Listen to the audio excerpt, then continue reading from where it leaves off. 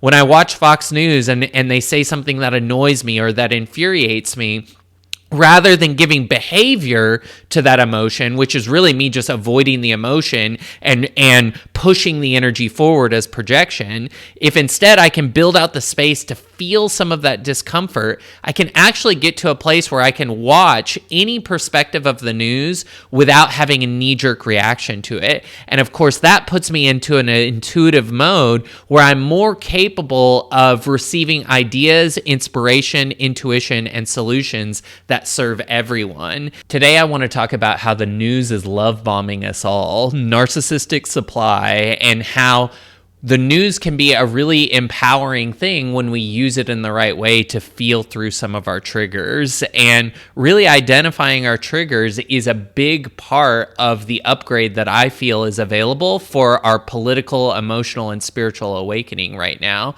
For many, me wearing a bandana like this with an American flag is triggering to them because they're seeing the world through a certain lens and they're assuming that this means something about the way that I think politically. Now, I am doing my best to move out of the left-right paradigm and instead live in an umbrella level that allows me to hold multiple vantage points at the same time. And the way that I'm able to do that more and more is by looking at opposing viewpoints of my own and feeling where they activate emotional energy or electrical energy in my body. Because when I look at something in reality, whether it's on the news or just an event in my day-to-day life, if I have a emotional sensation in my body about that, that's reality giving me a gift. It's telling me that something that I'm looking at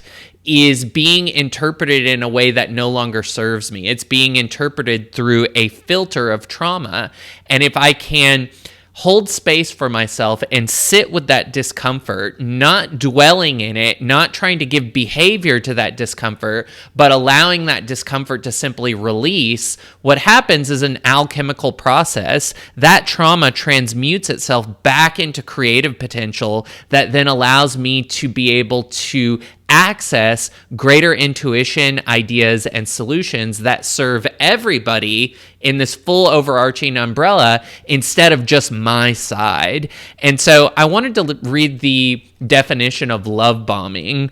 Love bombing is an attempt to influence a person by demonstrations of attention and affection. It can be used in different ways and for either positive or negative purposes. Psychologists have identified love bombing as a possible part of a cycle of abuse and have warned against it.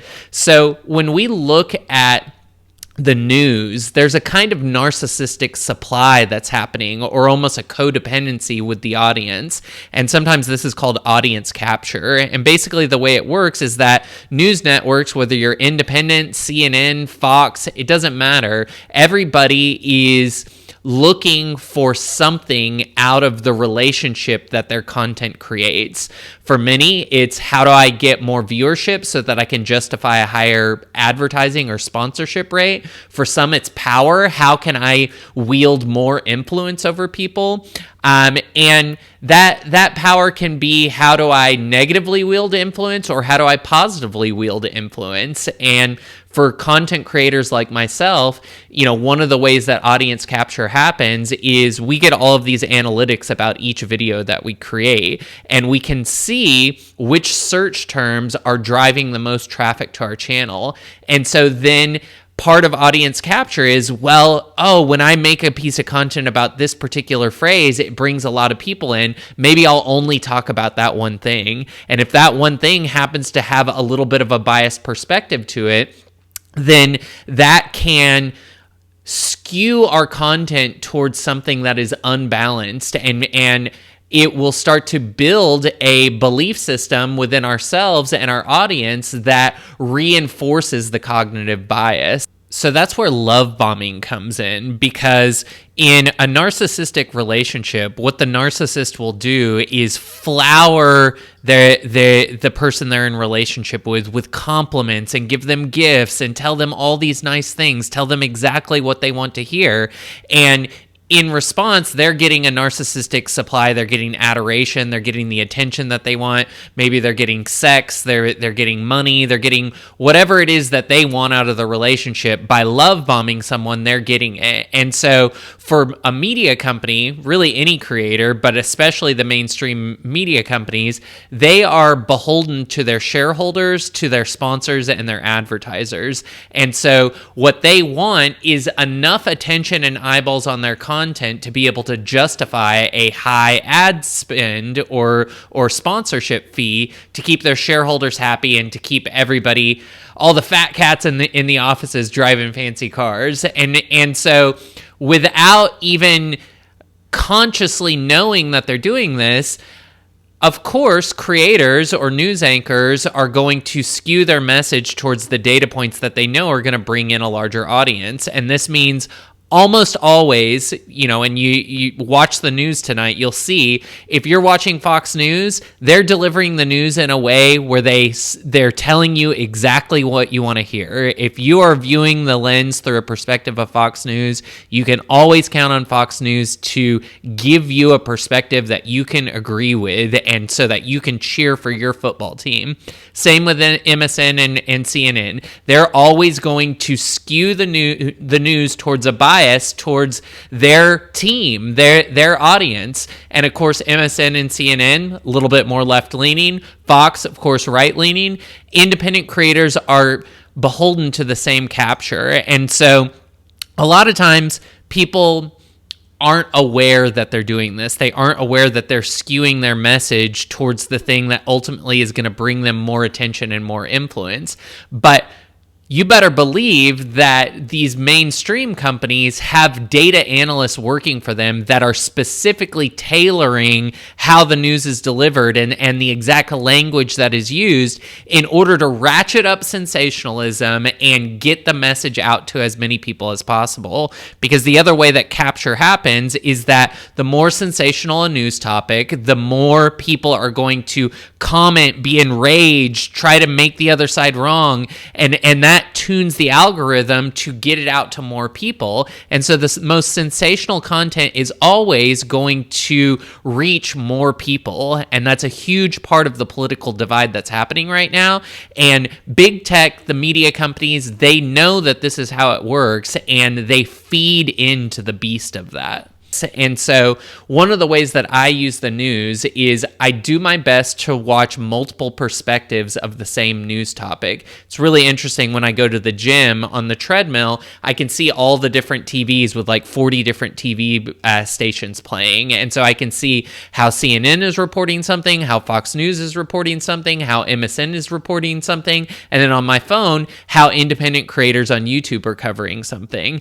And by being able to see all of those perspectives and hold all of those perspectives without having to make one of those perspectives wrong, I can build a little space in my body and recognize, oh, something that they said on CNN triggered a sensation in my body. Rather than being concerned about how do I make that person wrong, I build space for me to feel that feeling of discomfort that someone disagrees with me, that somebody's worldview might do something that negatively affects me. And so as I'm feeling through that scarcity, I'm getting to a balanced place where I can actually understand how somebody could get to that viewpoint.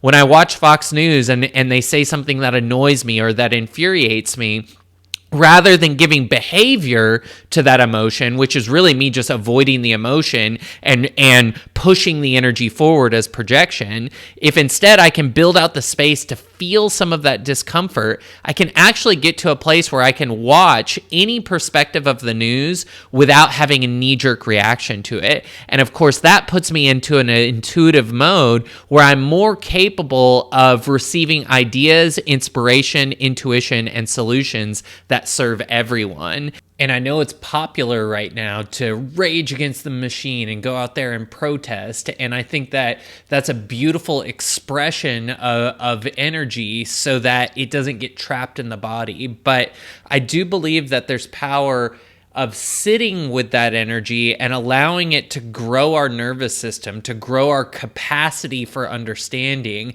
And then we tune into the actions that feel inspired. Because my guess is that anything that is birthed, any action or behavior that is birthed out of a sense of victimhood or a sense of having to fight my way out of a corner, is, if it has any benefit at all, that benefit will only be temporary. Where if we align with inspired ideas that are serving at this umbrella whole humanity level, I believe that those ideas are going to be the ideas, innovations, and inventions that ultimately shift the entire paradigm, instead of compartmentalizing it and making a complete sector of the society wrong. Because when we make that many people wrong, and that's what we're doing when we buy into a duality, is we're basically, putting up this label of good and evil, or right and wrong, and we're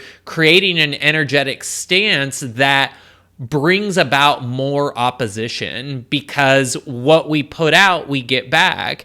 And so when we're taking action from a place of opposition, that's always going to spring back at us eventually. Of course, when we find ourselves in relationship with a narcissist, one of the best and oftentimes hardest things to do is just to disengage for a time or forever. And one of the things that I'm doing more and more is disengaging with the news altogether, because so much of what shows up in the news today that seems super sensational and super important, and that it's going to completely change the direction of our country, when we go back and look at that same news story a year later, it really had minimal impact. And really most of the impact was because we were so sensational and emotional about that event when we were tuned into it. And so rather than getting caught up in those emotions, if we can allow that energy to pass and build out more capacity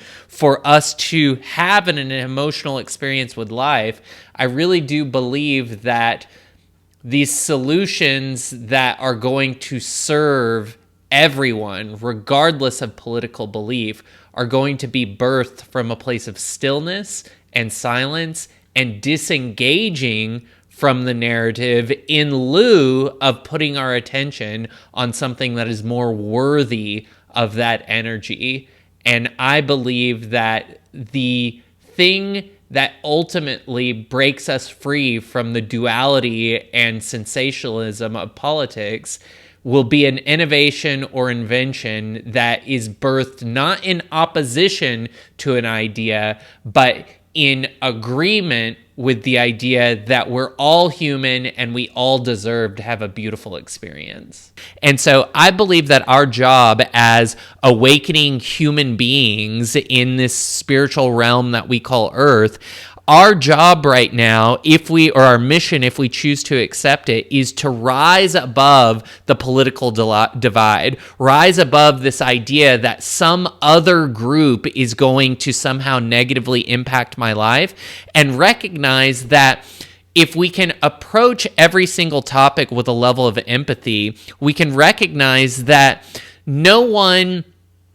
is actively wanting to destroy our lives or our well-being for the sake of destroying it. They're trying to preserve their own sense of safety and security. And when we can empathetically approach a topic, we can get into conversation with someone in a way where their shields drop a little bit, and then they're more interested or more capable of hearing our perspective because we were capable of hearing theirs.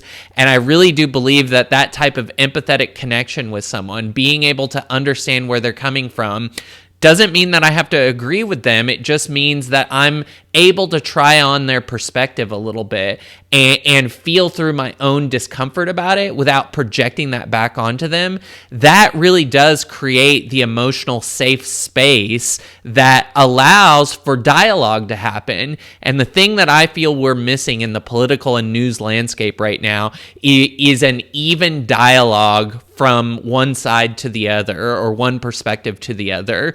We're too quick to make the other side wrong. And if we would take a beat, feel some of the discomfort in our body, understand how somebody could come to that perspective and what they're hoping to gain from that perspective, almost always it's safety and security, then we can start to be in conversation from an empathetic place and have more meaningful dialogue.